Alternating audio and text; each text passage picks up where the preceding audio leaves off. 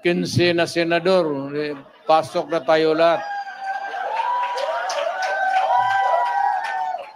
Kailangan natin ng representasyon sa Kongreso, both the House of Representatives at Senate, para magbigay ng solusyon at boses sa mga may hirap at may malaking pangangailangan.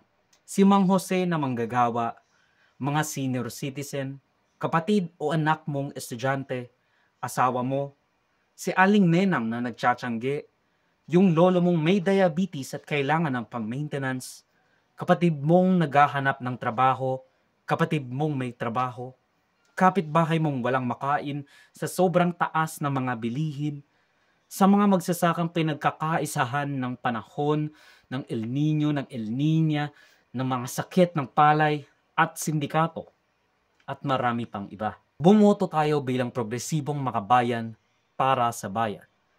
Bumoto ng matalino at bumoto ng mga matatalino.